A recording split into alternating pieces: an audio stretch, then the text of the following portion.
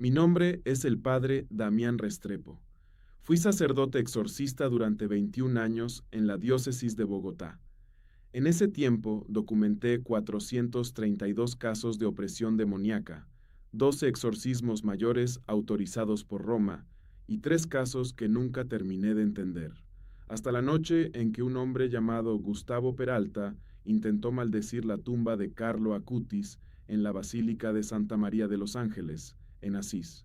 Lo que las cámaras de seguridad grabaron esa noche cambió todo lo que yo creía saber sobre la frontera entre la oscuridad y la luz. Tengo 73 años. Llevo 3 de ellos intentando encontrar las palabras correctas para contar esto. No existe una categoría teológica que lo contenga completamente, no existe un manual de formación sacerdotal que lo anticipe. Lo que ocurrió en aquella basílica, entre la 1:47 y las 2:12 de la madrugada del 17 de marzo de 2023, es algo que debo decir en voz alta antes de morir. Empezaré por el principio, y el principio no es la noche de las cámaras. El principio es un hombre desesperado, una tumba de mármol blanco y una fuerza que ninguno de los dos esperábamos encontrar. Nací en Medellín en 1952. Mi padre era veterinario, hombre práctico, de manos grandes, que medía el mundo en síntomas verificables y no en milagros. Mi madre rezaba el rosario cada noche, pero lo hacía en silencio, como quien cumple un contrato privado con Dios. Ninguno de los dos habló jamás de experiencias sobrenaturales. Ninguno esperaba que su hijo mayor terminara siendo el sacerdote que fue llamado a Asís a las 11 de la noche de un miércoles de Cuaresma, porque alguien había intentado perturbar la tumba de un beato recién beatificado. Llegué al sacerdocio tarde, a los 32 años. Antes había estudiado psicología clínica en la Universidad de los Andes. Trabajé 4 años en el Hospital Mental de Bogotá, en el pabellón de psicosis aguda, donde aprendí a diferenciar con precisión el delirio orgánico del delirio funcional, el alucinatorio del disociativo. Me fui al seminario precisamente porque era psicólogo, porque pensaba que la fe era un asunto del cerebro, una estructura de consuelo que los débiles necesitan y los fuertes pueden prescindir. Me equivoqué, pero eso tomaría años en descubrirlo. El ministerio del exorcismo no se elige, se recibe. En 1999, mi obispo me convocó a su despacho y me dijo que Roma había aprobado mi nombre para una formación especializada en Roma. Asistí durante 8 meses. Estudié el ritual romano, las directrices de la Congregación para la Doctrina de la Fe y 14 años de actas documentadas de exorcismos en 5 países. Aprendí que el 84% de los casos remitidos como posesión tenían origen psiquiátrico o neurológico identificable. Aprendí que el diagnóstico diferencial era la herramienta más sagrada que un exorcista podía tener. Y aprendí que en el 16% restante, algo ocurría que los instrumentos de la psicología no alcanzaban a nombrar. Ese 16% es el que me mantuvo en el ministerio durante 2 décadas. Mi esposa espiritual, como yo llamaba al ministerio, me costó 2 relaciones de amistad profunda, una crisis de fe en 2004 que duró 18 meses y una úlcera gástrica que llevo controlando desde 2010. Mi hermana, que vive en Bucaramanga, dejó de llamarme cuando supo a qué me dedicaba. Pensó que estaba loco, tal vez tenía razón en parte, pero nada de eso importa esta noche. Esta noche importa Gustavo Peralta. Lo conocí 3 semanas antes de la noche en Asís. Me lo enviaron desde la parroquia de Santa Ana, en el barrio Chapinero de Bogotá. El párroco de allí, el padre Luciano Montoya, me llamó un lunes por la mañana. Su voz sonaba tensa. Damián, hay un hombre aquí que dice que va a Italia a maldecir la tumba de Carlo Acutis. No sé si está loco o si habla en serio, pero tiene un billete de avión para el jueves. Me quedé en silencio 4 o 5 segundos. ¿Sabe quién es Carlo Acutis? Lo sabe perfectamente. Gustavo Peralta tenía 48 años. Era ingeniero civil de profesión, divorciado, con 2 hijos adultos que no lo visitaban. Había pertenecido durante 12 años a un grupo de práctica esotérica que él mismo llamaba, con precisión clínica, magia ceremonial de tradición hermética. No era un fanático irracional, era un hombre metódico, con un lenguaje ordenado, que creía en un sistema de fuerzas cósmicas tan coherente para él como el catolicismo para mí. La primera vez que lo vi, me entregó una carpeta con 32 páginas manuscritas. Era un ritual que había diseñado durante 4 meses. Contenía invocaciones en latín alterado, símbolos de tradición cabalística distorsionados y una secuencia de acciones físicas que debía realizar sobre la tumba del beato Carlo. Su objetivo, me explicó con una calma que me inquietó profundamente, era neutralizar el campo de influencia espiritual que emanaba de ese sepulcro. Le pregunté por qué. Porque mataron a mi hijo, me dijo, y entonces me contó lo que nadie más sabía. Su hijo menor, Pablo Peralta, tenía 21 años y padecía leucemia linfoblástica aguda, tipo L2, diagnosticada en enero de 2022. El equipo médico del Hospital Universitario Mayor de Bogotá había intentado 3 rondas de quimioterapia con resultados insuficientes. El oncólogo a cargo, el doctor Hernando Ríos, había documentado el 18 de noviembre de 2022 que el porcentaje de blastos en médula ósea se mantenía en el 63% después del tercer ciclo de tratamiento, porcentaje incompatible con supervivencia a mediano plazo. La esposa de Gustavo, ya separada de él, era católica devota. Comenzó a rezar a Carlo Acutis, que había sido beatificado 2 años antes. Viajó con el hijo enfermo a Asís en enero de 2023. Estuvo 3 días. Rezó en la tumba. Trajo agua bendita, una estampita, un rosario. Pablo Peralta murió el 4 de febrero de 2023. Tenía 21 años y 4 días. Gustavo Peralta no culpaba a Dios, culpaba a Carlo Acutis. Esa tumba genera esperanza, me dijo, con una frialdad que reconocí como dolor extremo convertido en sistema. Y la esperanza mató a mi hijo. Mi exesposa esperó el milagro en lugar de buscar el cuarto protocolo de quimioterapia. El doctor Ríos tenía una opción experimental en Medellín, pero ella esperó el milagro, y Pablo murió esperando. No respondí inmediatamente. Calculé que debía dar 45 segundos antes de hablar. ¿Y usted qué quiere que yo haga? Quiero que me deje ir, y quiero que sepa que voy a ir de todas formas. Nos vimos 4 veces más en esas 3 semanas. Intenté todo: escucha activa, confrontación racional, intercesión ante su dolor. Nada funcionó. El jueves 16 de marzo de 2023, Gustavo Peralta abordó un vuelo de Bogotá a Roma con conexión en Madrid. Llegó a Asís en la tarde del 17. Yo tomé el mismo vuelo, 3 asientos detrás de él. El padre Luciano había insistido: si algo sale mal, quiero que estés ahí. Llamé al encargado de la Basílica de Santa María de los Ángeles, un diácono de nombre Ernesto Falchi, que llevaba 14 años cuidando el templo. Le expliqué la situación con la mayor precisión posible. Me dijo que hablaría con el superior. Llegamos a Asís con 6 horas de diferencia. Gustavo entró a la basílica a las 4 de la tarde, como cualquier visitante.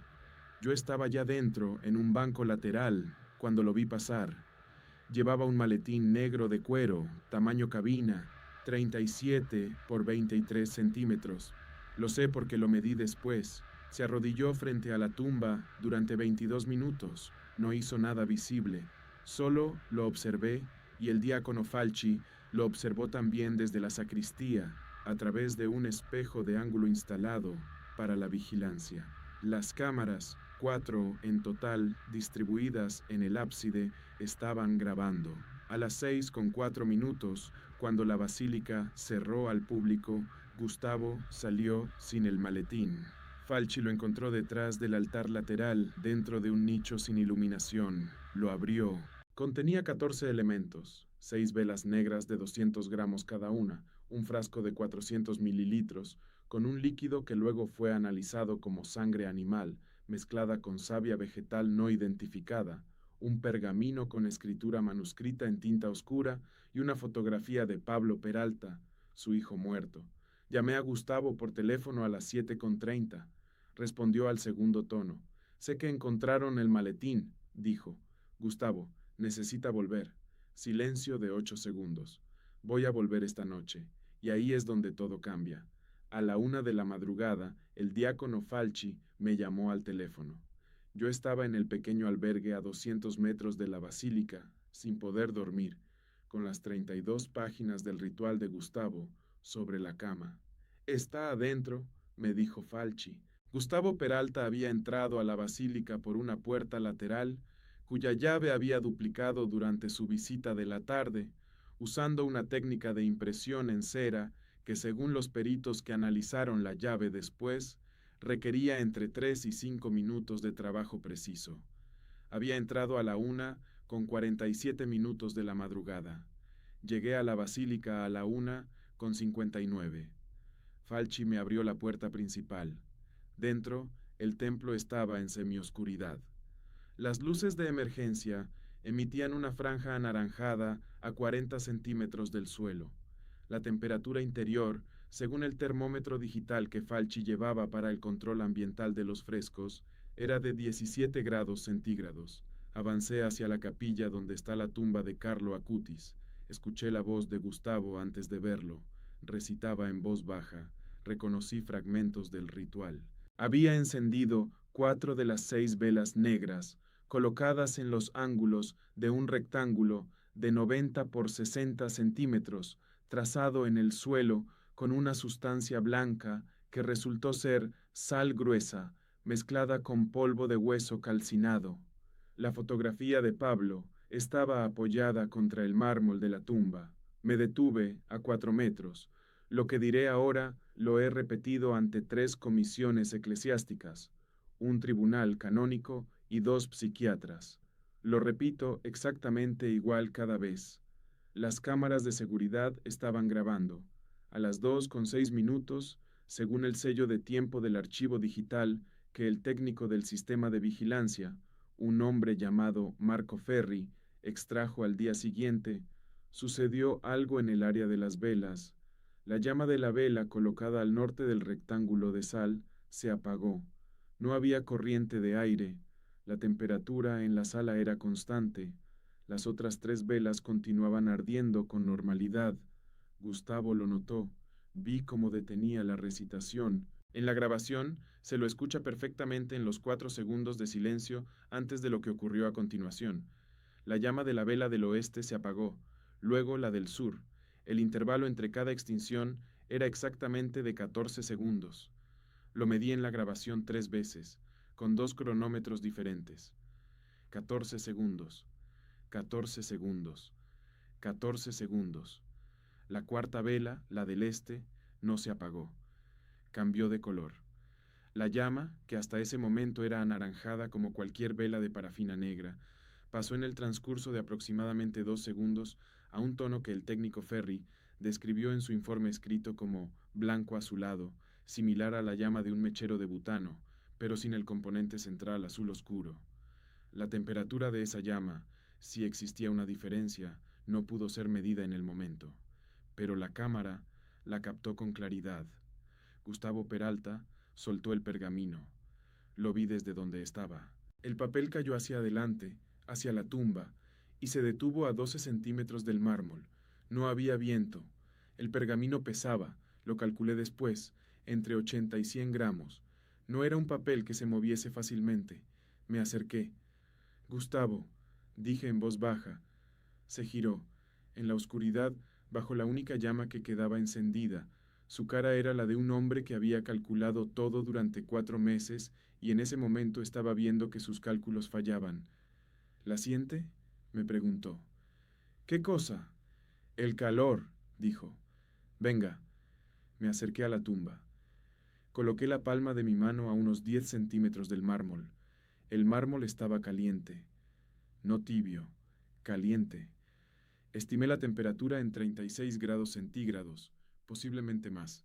Falchi, que estaba detrás de mí, colocó su termómetro digital de contacto sobre la superficie de la tapa de mármol a las 2:09, según el reloj del dispositivo. El termómetro marcó 37 grados centígrados. En la transcripción que Falchi escribió esa misma noche, a mano, en su libreta de control ambiental, anotó: temperatura superficie tumba BA 37,0 degrees, temperatura ambiente 17,08 degrees, diferencia a 19,8 degrees, sin fuente de calor identificable, 37 grados, la temperatura del cuerpo humano vivo. No dije nada. Gustavo Peralta se puso de rodillas. No lo hizo como un gesto devoto, lo hizo como lo hace alguien cuando las piernas dejan de sostenerlo. Y yo, que llevaba 21 años como sacerdote exorcista y 4 como psicólogo clínico, que había documentado 432 casos y aprendido a separar la fe de la sugestión con la misma precisión con que un cirujano separa tejido sano de tejido necrótico, también me puse de rodillas, porque no tenía otra respuesta. Falchi llamó al padre Benedetto Marini, el guardián de la basílica, a las 2:15. Marini llegó a las 2:31. Es un hombre de 64 años, franciscano, con 38 de vida religiosa. Entró a la capilla, vio las velas extintas, vio el rectángulo de sal, vio a Gustavo Peralta sentado en el suelo con la espalda contra la pared y a mí de pie junto a la tumba, y preguntó qué había pasado. Le mostré la lectura del termómetro. ¿Lo midió usted? Lo midió Falchi. Marini tomó el termómetro de manos de Falchi. Se acercó a la tumba.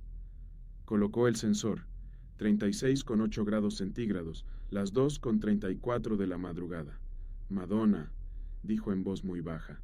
Llamó al técnico Marco Ferri para que extrajese la grabación de las cámaras de inmediato. Ferri llegó a las 3:15. Tardó 18 minutos en aislar el segmento relevante.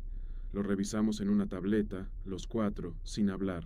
Se veía con claridad, las 3 velas extinguiéndose a intervalos idénticos, la cuarta cambiando de color, el pergamino cayendo y deteniéndose, Gustavo soltando los elementos del ritual.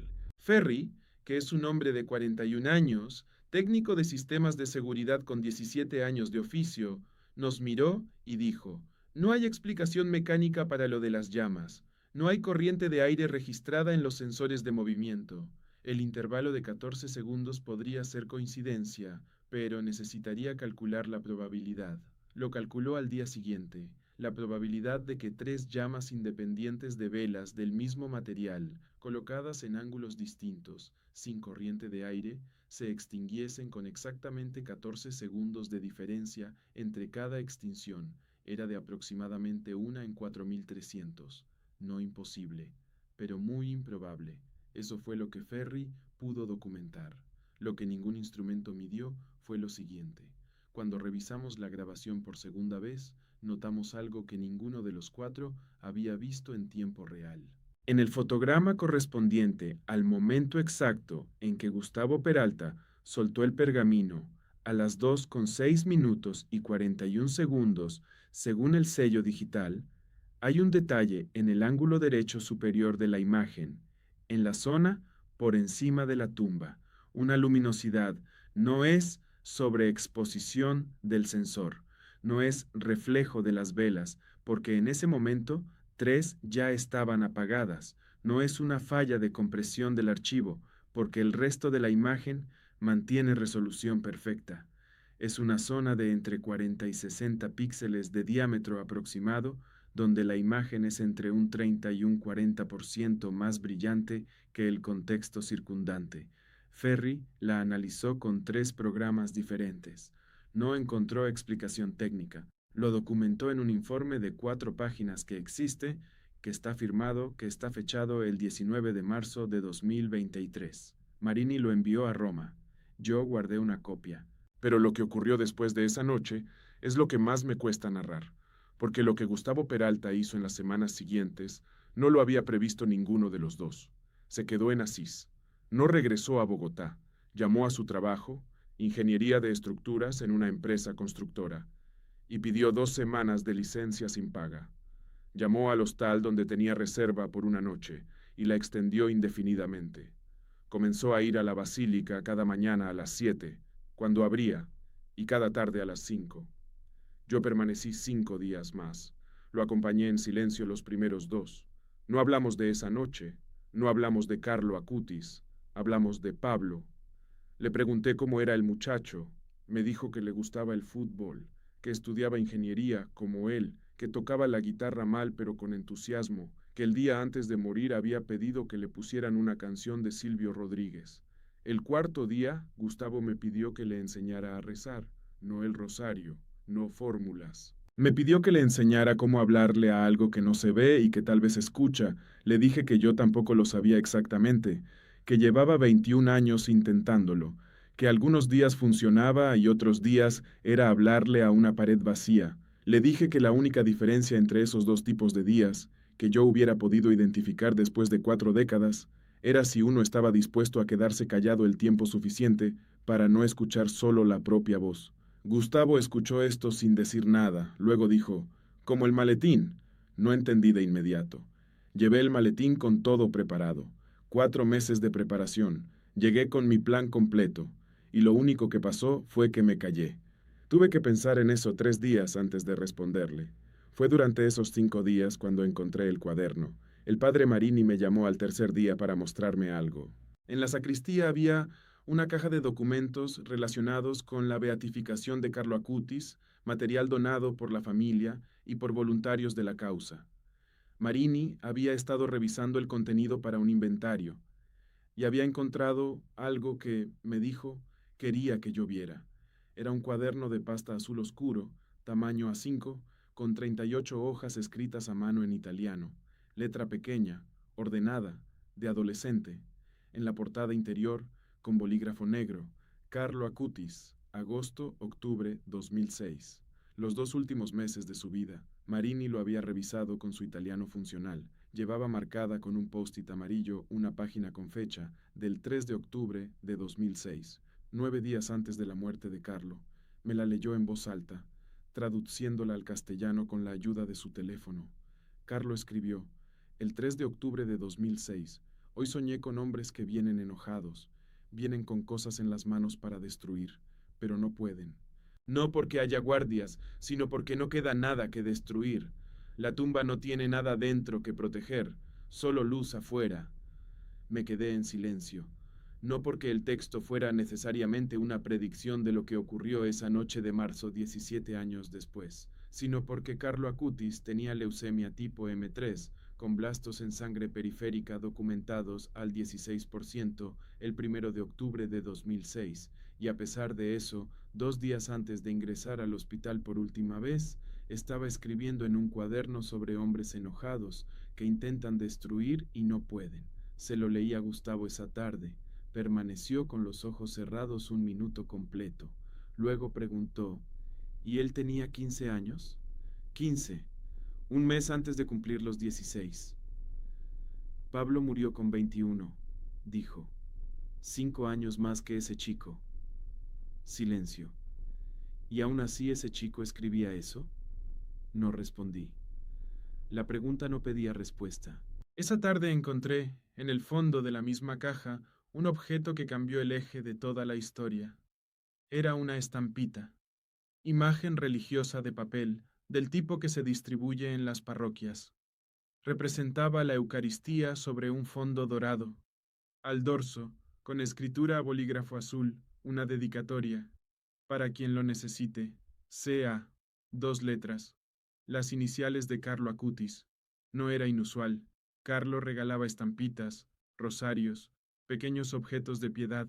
Era algo documentado en decenas de testimonios de sus años de adolescencia en Milán, pero debajo de la dedicatoria, en la misma letra, había una fecha, 12 de octubre de 2006, el día de su muerte.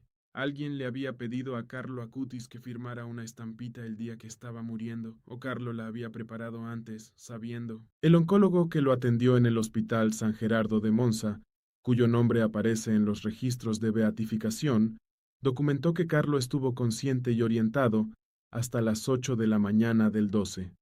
Murió a las 6:45 de esa tarde, así que en algún momento de ese último día, antes de las 6:45 de la tarde, Carlo Acutis firmó una estampita con la fecha de su propia muerte y la nota para quien lo necesite.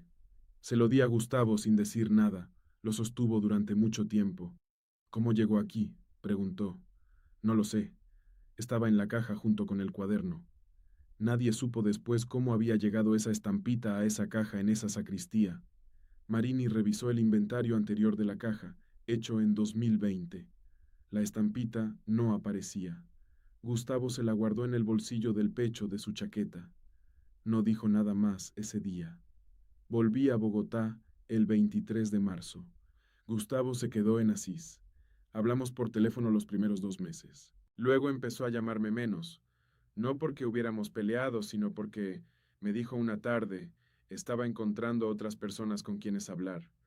Se había unido a un grupo de voluntarios que trabajaba en la basílica 3 días por semana, ayudando en la atención a peregrinos. Un ingeniero civil bogotano de 48 años que 4 meses antes había llegado a Asís con un ritual de maldición en un maletín negro, guiando peregrinos en la capilla de la tumba de Carlo Acutis. No invento esto. Existe documentación. El padre Marini lo confirmó en una carta que me envió en junio de 2023. Gustavo Peralta permanecía en Asís. Había iniciado el proceso para obtener un permiso de residencia temporal en Italia, pero lo que ocurrió en septiembre de ese año es lo que más me costó procesar. Gustavo me llamó el 8 de septiembre de 2023. Eran las 9 de la mañana en Bogotá, las 4 de la tarde en Italia. Damián, dijo. Su voz tenía algo diferente. No emoción exactamente, densidad quizás. Cuéntame. Hoy vino una familia de Brasil, una madre con su hijo. El chico tiene leucemia linfoblástica, 19 años, tercer ciclo de quimioterapia. Me callé. La madre me preguntó si valía la pena rezar aquí. Me lo preguntó a mí, porque vio que yo paso mucho tiempo en la capilla. ¿Y qué le dijiste? Silencio de 6, 7 segundos. Le dije que no sé si el milagro que busca va a ocurrir, que no lo sé, que nadie lo sabe, pero que yo vine aquí a destruir algo y no pude, y que eso, para mí, fue suficiente para quedarme. No respondí de inmediato. Ella me preguntó si Carlo había curado a alguien con leucemia. ¿Y?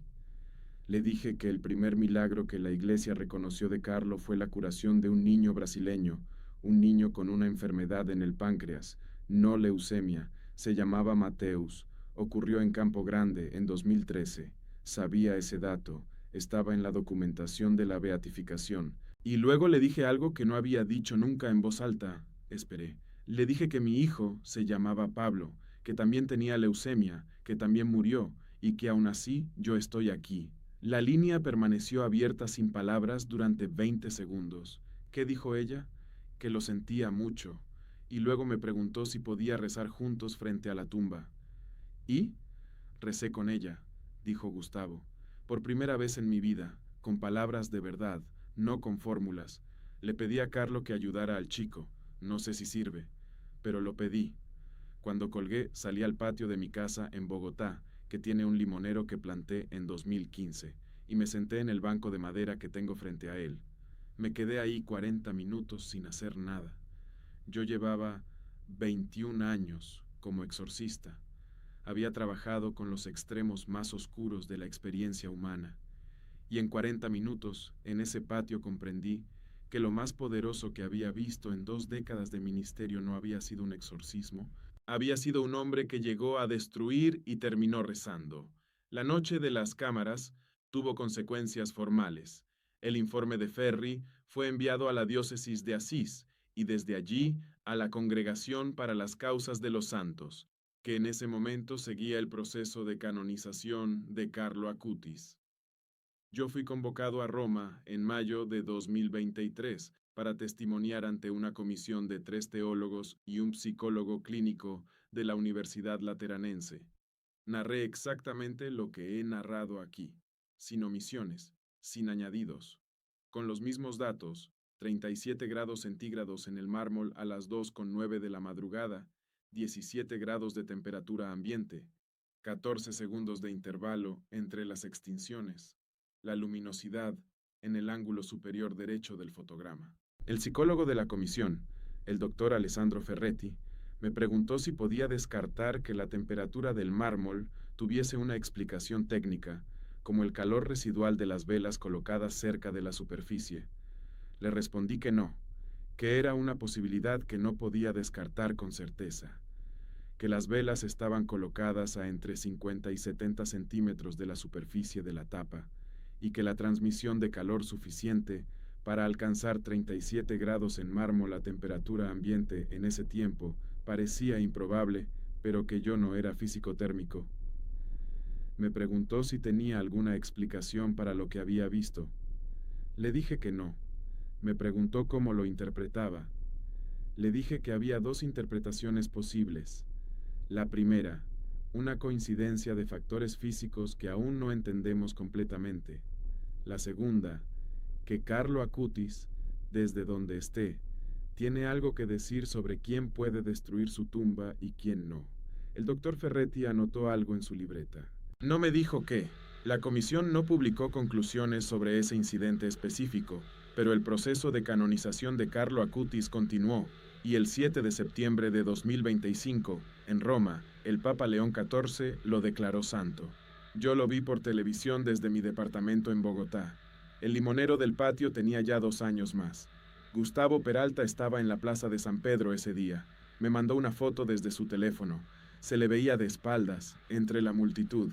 Llevaba una chaqueta azul marino. No pude ver su cara, pero sí pude ver algo que llevaba en la mano derecha levantada, una estampita. Hoy tengo 73 años. Dejé el ministerio del exorcismo activo en 2024, después de 21 años. No porque perdiera la fe, sino porque el cuerpo tiene límites que la voluntad no puede siempre negociar. Doy una charla una vez al mes en el Seminario Mayor de Bogotá a los estudiantes de teología pastoral. Les hablo de diagnóstico diferencial, de la necesidad de no ver demonios donde hay psicosis, de la responsabilidad enorme que implica el ministerio de discernimiento espiritual. Y a veces, al final, les cuento la noche de las cámaras. No como prueba de nada, no como argumento apologético, sino como lo que es, una noche en que un hombre llegó a destruir y no pudo, en que el mármol marcó 37 grados a las 2 de la madrugada, en que una llama cambió de color durante 2 segundos y nadie supo por qué, en que la grabación tiene una zona brillante que 3 programas de análisis digital no pudieron explicar. Un estudiante me preguntó el año pasado, al terminar la charla, qué creía yo que había pasado esa noche realmente. Le respondí lo mismo que le respondí a la Comisión de Roma. Tengo 2 interpretaciones posibles, y la honestidad intelectual me impide elegir solo una. Pero le agregué algo que no le había dicho a la comisión. Le dije que hay una pregunta que Gustavo Peralta me hizo en Asís, esa primera noche, mientras los dos estábamos de rodillas frente al mármol caliente. Me preguntó si yo sentía algo, y yo le dije que sí. Le dije que sentía calor, literal, físico, medible.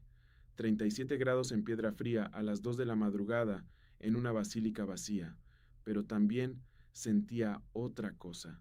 No tengo un nombre para ello que no suene a catecismo o a sermón, pero era la misma sensación que he tenido exactamente 4 veces en 21 años de ministerio, siempre en momentos en que algo que debería ocurrir no ocurría y algo que no debería ocurrir sí ocurría. Una especie de densidad en el aire, como cuando llueve y el cielo tiene ese peso específico antes de que caiga la primera gota, como si algo estuviese prestando atención. Eso es todo lo que tengo. No es una demostración, no es una conversión en cámara, es lo que hay. Carlo Acutis tenía una frase que los que lo conocieron repiten. Decía, todos nacen como originales, pero muchos mueren como fotocopias. Gustavo Peralta llegó a Asís con un plan copiado de 4 meses de resentimiento y dolor. Llegó con un ritual que era, en el fondo, una pregunta disfrazada de destrucción. ¿Por qué no curé a mi hijo? ¿Por qué la esperanza no funcionó? ¿Por qué un joven con leucemia que rezaba murió igual que un joven con leucemia que no rezaba? No tengo respuesta para esa pregunta. Nadie la tiene. No existe respuesta que sea suficiente para un padre que perdió a su hijo de 21 años. Pero Gustavo Peralta está en Asís, y el mármol marcó 37 grados, y la grabación existe, Y yo llevo 3 años buscando las palabras correctas para contar esto, y estas son las mejores que encontré. Si este testimonio te ha marcado tanto como marcó mi vida, te pido que te suscribas y compartas este video con alguien que necesite escucharlo. Las huellas del cielo están en todas partes, solo hay que saber mirar.